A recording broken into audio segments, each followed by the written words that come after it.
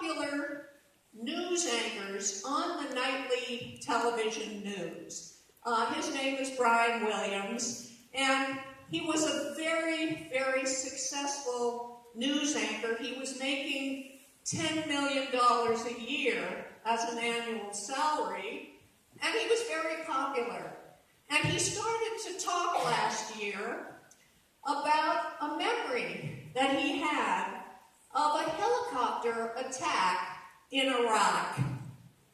He told the story publicly about the time when he was traveling in an aircraft that was hit by RPG fire. He said, we landed after the ground fire incident, and we spent 2 harrowing nights in a sandstorm.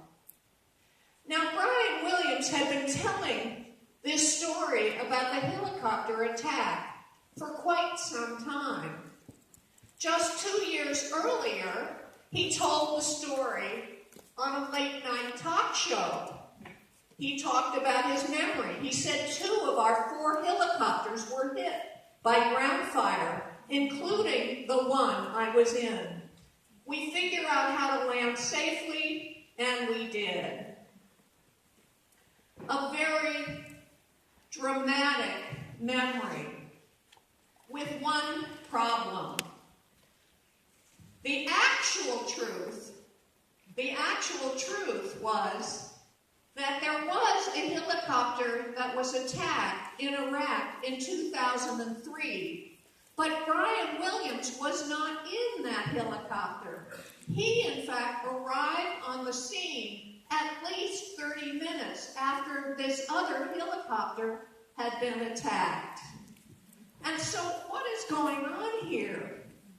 What is going on here that he now has a memory that he was in a helicopter that was attacked, and he's telling this freely when that isn't actually what happened? This is very similar in my mind to what happened the last time Hillary Clinton was running for the presidency of the United States. She was running for the Democratic nomination for the presidency in 2008. That was the last time she won. The election, of course, went to Barack Obama.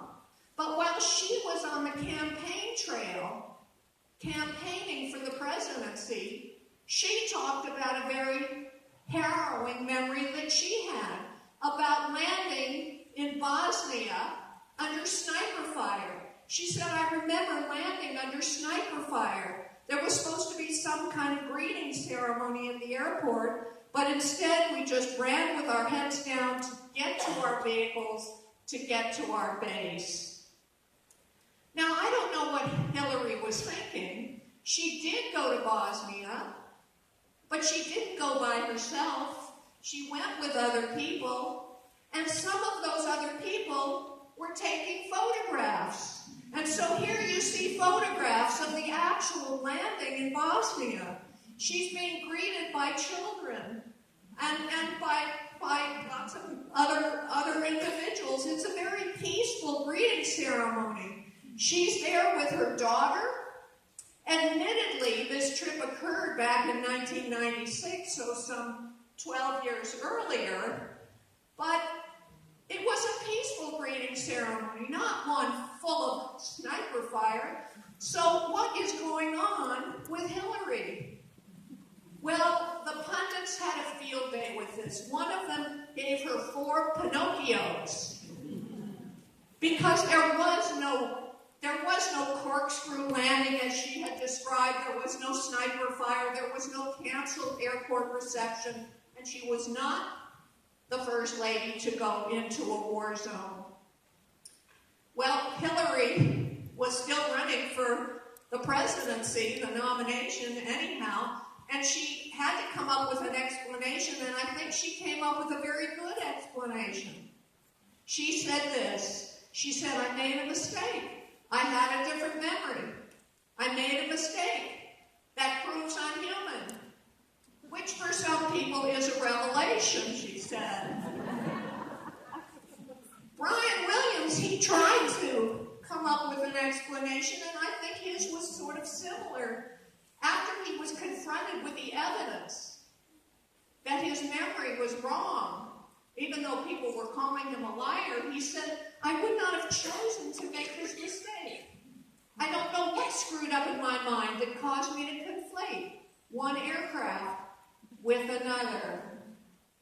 But our citizens were not as kind to Brian Williams as they were to Hillary Clinton.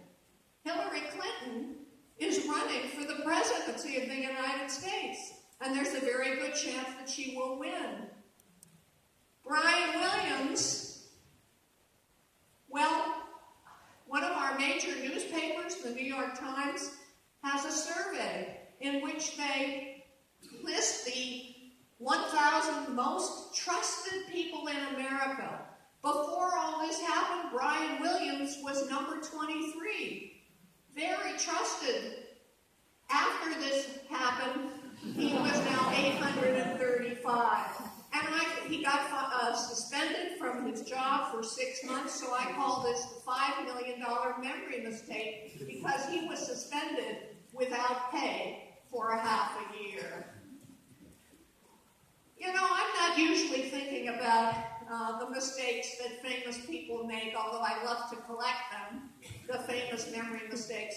Usually I'm thinking about memory in conjunction with legal cases. And since I'm here as part of a session on more forensic psychology issues, I like to think about memory in legal cases. I spend a lot of time, for example, thinking about the hundreds and hundreds of people in my country alone who've been convicted of crimes they didn't do. There's one project that has collected information now on over 300 people who have been convicted of crimes they didn't do. They spent 15, 20, 25 years in prison.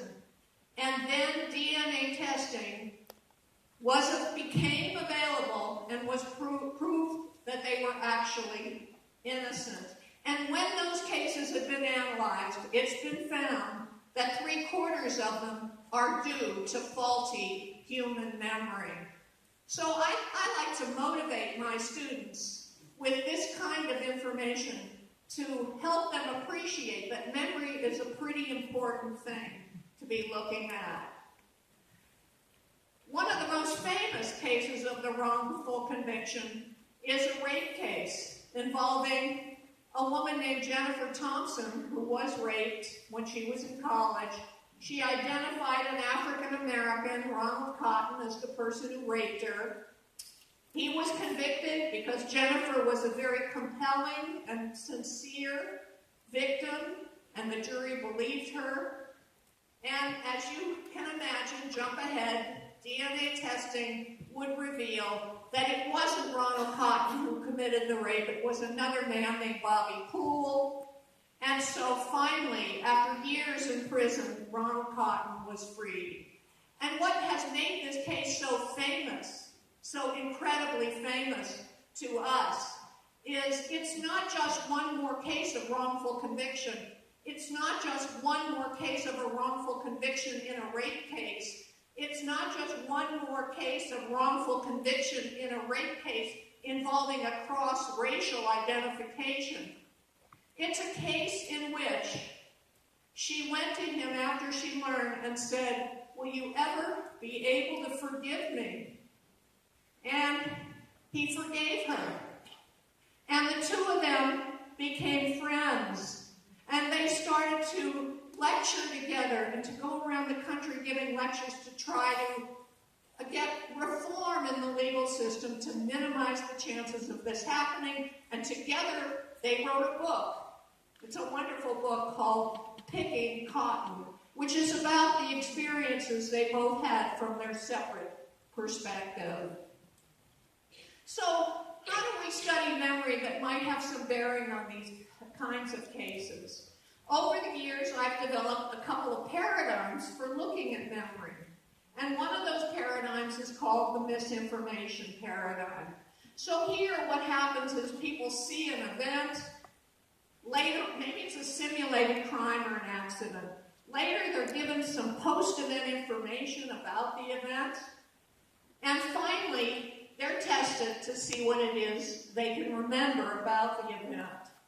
And so in one series of studies that I and collaborators have been doing, we show people an event. It's a simulated crime. In the middle of this scenario, a guy steals a woman's wallet, and he puts it in his jacket pocket. Later on, there is post-event information, ostensibly from another person, that suggests that after he stole the wallet, he put it in his pants pocket. A piece of misinformation, and then we test people to see what it is they remember. Where did you actually see him put the wallet after he stole it from the woman? And we find that people who are exposed to post-event information will frequently adopt that misinformation and claim it as their own memory. This work follows research that I did maybe 4 decades ago, in which we showed people a simulated accident where a car goes to a stop sign, and by asking a single leading question that refers to the yield sign, we get lots of people to believe and remember they saw a yield sign at the intersection, not a stop sign. Well, this work on the misinformation effect, the impairing effect on memory of being exposed to misinformation, continues today. And so in some recent work, we have actually used as subjects soldiers who are going to survival school. They are learning in survival school what it's going to be like if they are ever captured as prisoners of war. They've been studied by a psychiatrist named Charles Morgan, and I actually talked Morgan into putting some misinformation into one of these survival school studies. So in these studies, these soldiers, as part of their survival school training, will undergo a 30-minute, extremely aggressive, hostile interrogation. And then later on, they're going to be questioned about it. And so they might see this guy as the person who actually conducted that hostile interrogation, but the misinformation they get suggests it's somebody who doesn't even resemble the real perpetrator. And we get lots of people to misremember the perpetrator. We can also plant misinformation about objects that didn't exist. And many of these soldiers will adopt that misinformation and claim that they saw those objects. So there was no telephone in the interrogation room. And yet lots of people after misinformation will say they saw it. There was no weapon. There were no glasses on the main interrogator. And yet with misinformation, you get even these trained soldiers to accept the misinformation and claim it as their own memory. And so now I've given you just a little primer on the misinformation effect. I believe the misinformation effect is important because out there in the real world, misinformation is everywhere. We get misinformation when we are interrogated by an interrogator who has an agenda and maybe communicates erroneously information to us, even inadvertently. We get misinformation when we talk to other people. We can get misinformation when we're exposed to media coverage. And in all of these cases, the potential is there for that information to enter somebody's memory and cause an alteration, contamination, distortion in the memory. So it was around the 1990s when we would begin to see an altogether more extreme kind of memory situation in legal cases. We began to see cases where people were going into therapy. Maybe they had one problem, like an eating disorder or depression, and they were coming out of therapy with a new problem.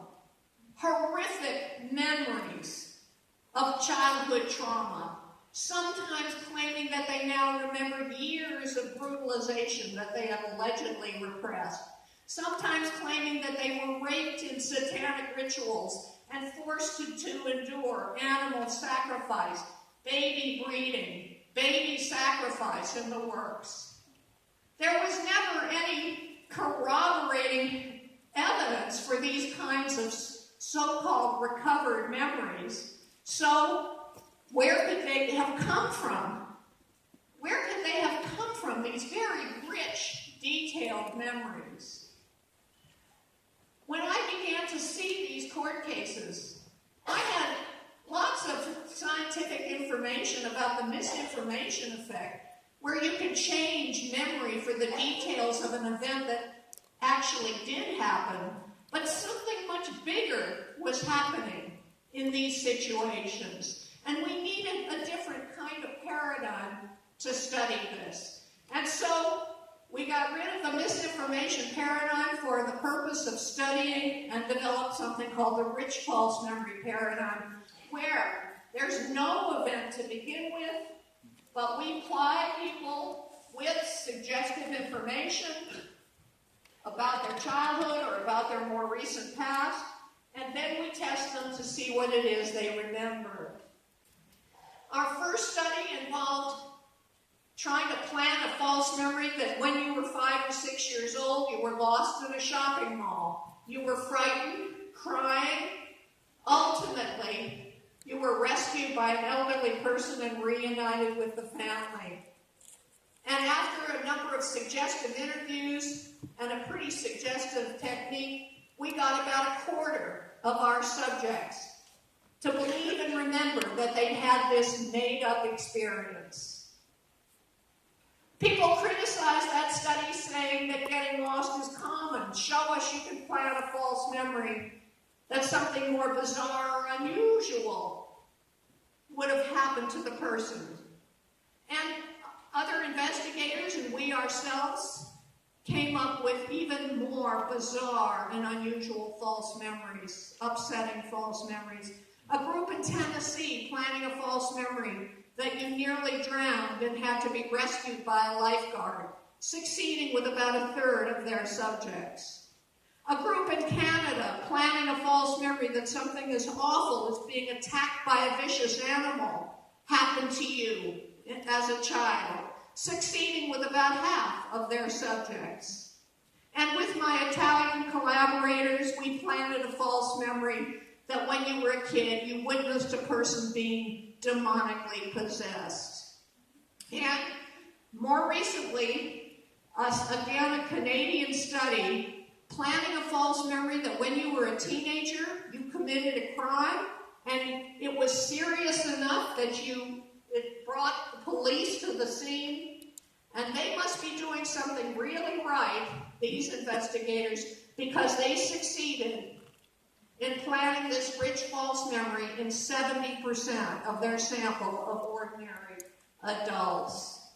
We and others have used all kinds of other techniques, somewhat less suggestive, to plant false memories, guided imagination or dream interpretation, exposing people to other people's memories, plying them with false information. More recently, I've had an interest in this question. If I plant a false memory in you, does it have consequences? Does it have repercussions? Does it affect your later thoughts, your later intentions, your later behaviors? Well, we studied this, I and my collaborators, by planting a false memory that when you were a kid, you got sick eating a particular food. You got sick eating hard-boiled eggs or pickles. And we succeeded in planting this false memory. We're using a method called the false feedback procedure, which is a very efficient way of planning a false memory. Essentially, what we do is we take people, bring them into the lab, get a bunch of information from them about their personality quirks and their thoughts about food, all so that when they come back a week later, we can tell them that our really smart computer program fed all their data, and read all their data and analyzed it and determined that certain things happened them as a child, you got sick eating hard-boiled eggs, for example. And then we'll test people. So Johnny Jones gets this profile. He thinks it's unique to him, telling him that when he was a kid, the really smart computer determined he got sick on a hard-boiled egg, and he's got to try to think about this experience. It's embedded in the list with other items that we think are true of many kids.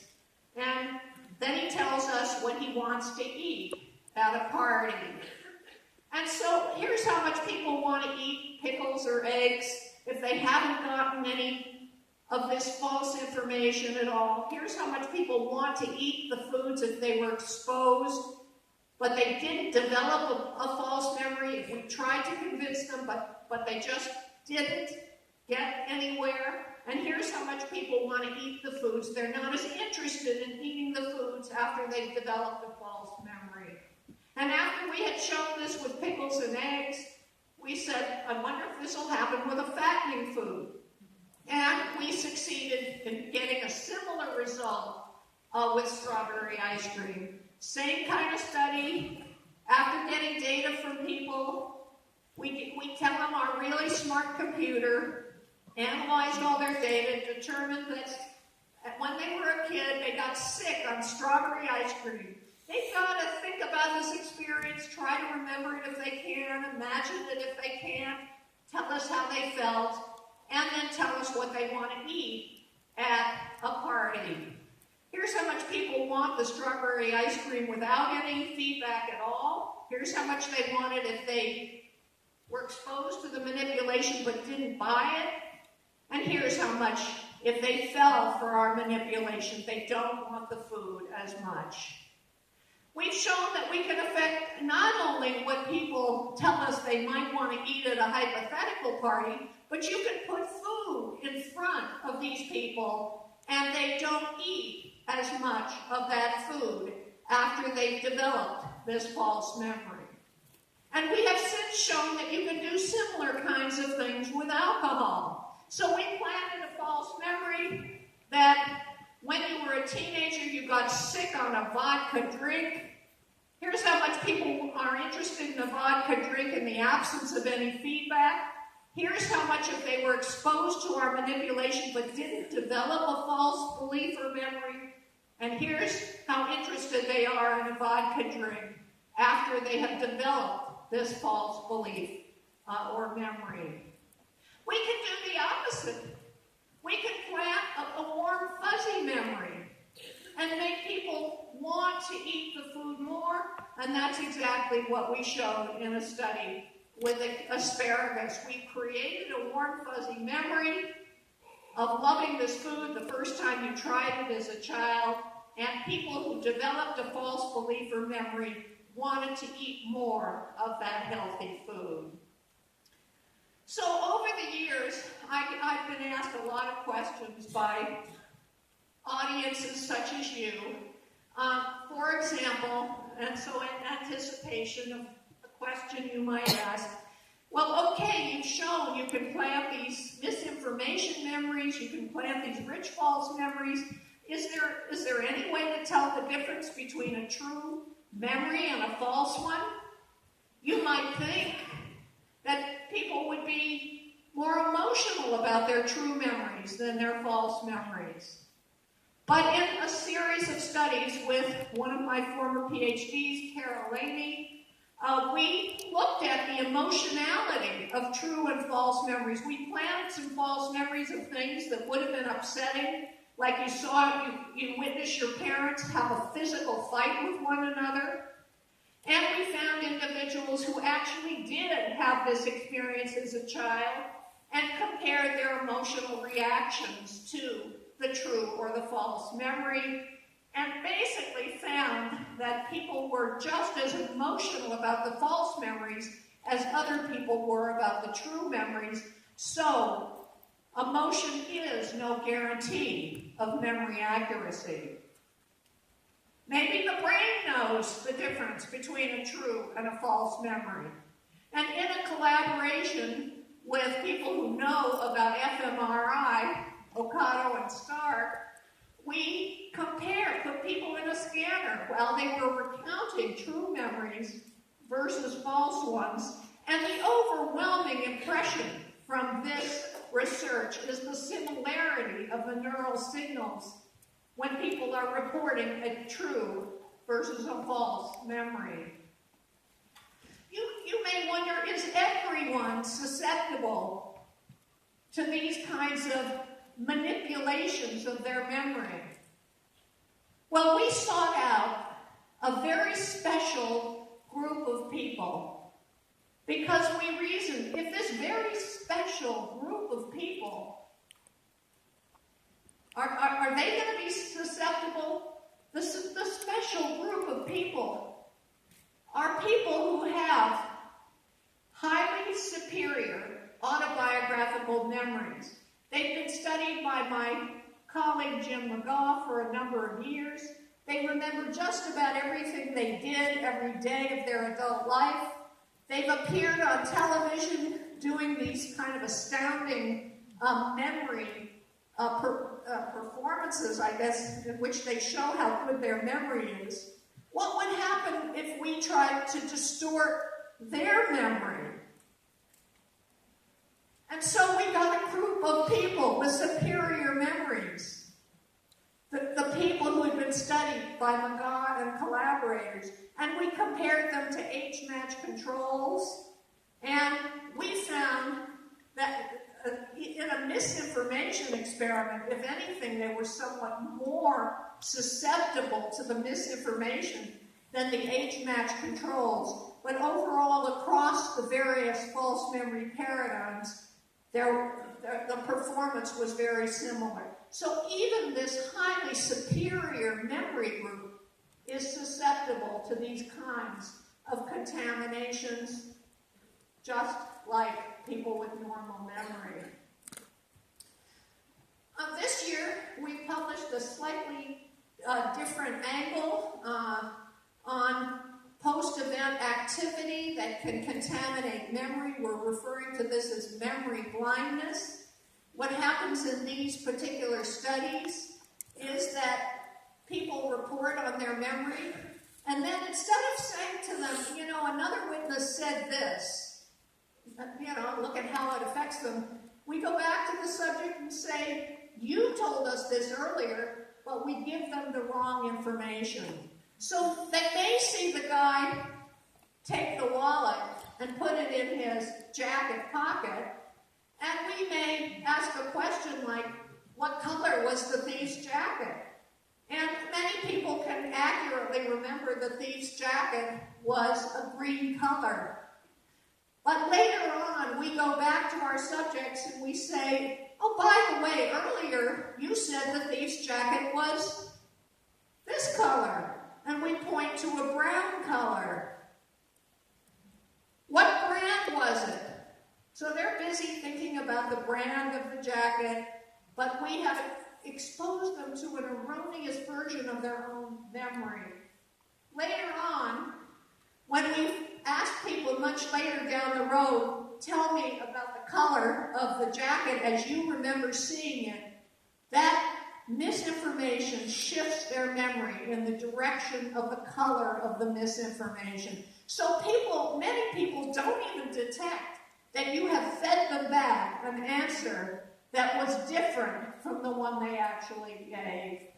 And I think this is fairly interesting in light of some cases where sometimes erroneous information either deliberately or inadvertently ends up in police documents that then gets fed back to witnesses who are likely not to detect that misinformation.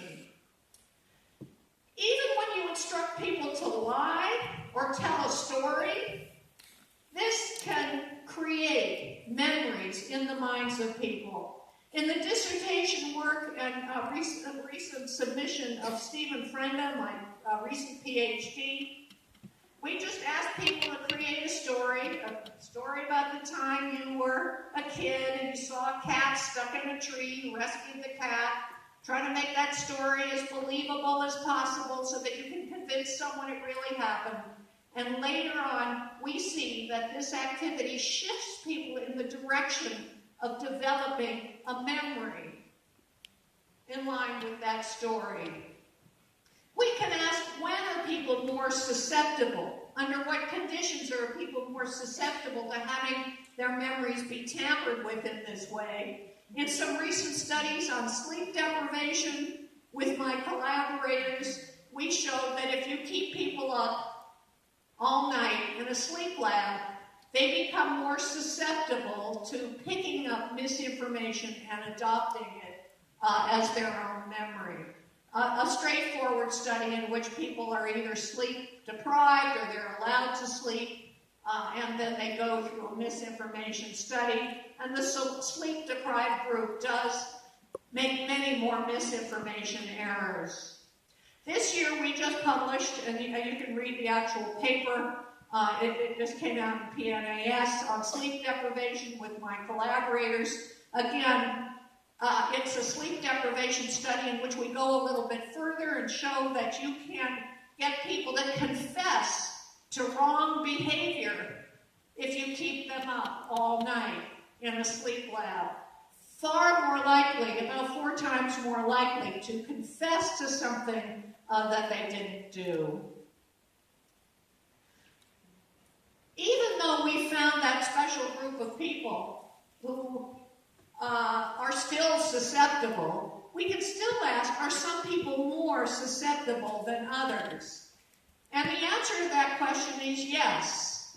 What we have shown with my Chinese collaborators, headed by Bi Zhu, who I gave the largest picture to, is that there are certain variables, both personality factors and cognitive factors, that are associated with greater susceptibility to memory contamination.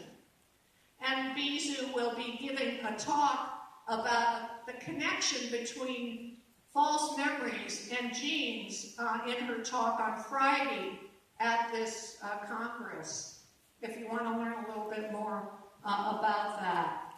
We still have, even though, people who score high on standard tests of intelligence are more resistant to misinformation and to developing false memories, we still have to keep in mind that some of the most intelligent, successful people in our society have shown that they too can be susceptible to false memories.